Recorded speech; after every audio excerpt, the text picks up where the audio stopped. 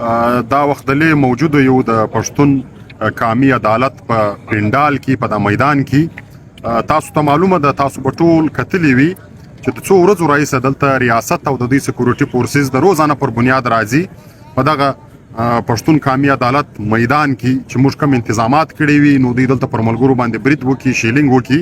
نن سهار هم داسې یو شرمناک عمل کړی دی چې تاسو ټولو به کتلی وي چې زموږ 3 ملګري په شهادت راورسول او تر 10 زیات ملګري زموږ ژوبل سوي دي، زخمیان دي. نو بیا وروسته هم زموږ د ملګرو په مزاحمت باندې دوی ولاړل. دغه وخت هم زموږ ملګري دلې دغه د قامي عدالت په میدان کې موجود یو.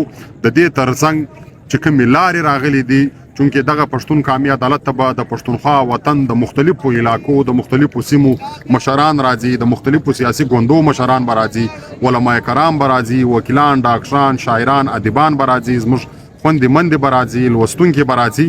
خو دوی ټولې لارې تړلې دي. دوی غواړي دا چې دغه مشران دلته نسي را دغه شرکت نه وکړي، خو د هغه باوجود هم موږ دلې پر دغه میدان باندې موجود یو. نو ټولو پښتنو ټول لر او بر پښتون افغان ملت ته دا خواست کوو چې تاسو هر رقم چې وي ځان دلته راورسوئ یا د سوشل میډیا د لارې دغه غږ له موږ سره بدرګه کوي.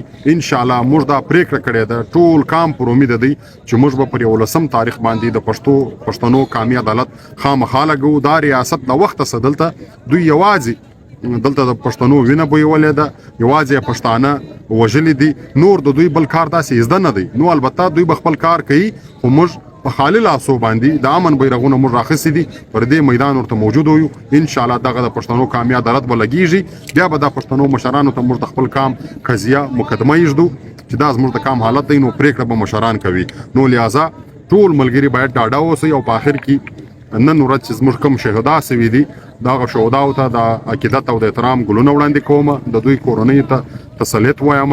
یقینا چې د دوی وینه به بې ځایه نه وي، د دوی قرباني به خامخا رنګ راوړي. او چې کوم زموږ ورونه زموږ ملګري زخمیان سوي دي د هغو د ښه صحت لپاره د خدای پاک څخه دعا کوو. نو وسلې به نه بایلو چې موږ خپل د وطن دغه وسایل ګټو، پر خپل خاور خپل اختیار ګټو. یقینا دا ریاست په دا حربې کوي، خو بیا هم زموږ وسلې لوړې دي. انشاءالله فتح چې ده هغه به د پښتنو وي، د پښتانه کام به وي. شکست د دوی مقدر دی، دوی شکست خوړلی دی او بیا به هم شکست خوري. ډېره مننه، خوشحاله اوسئ.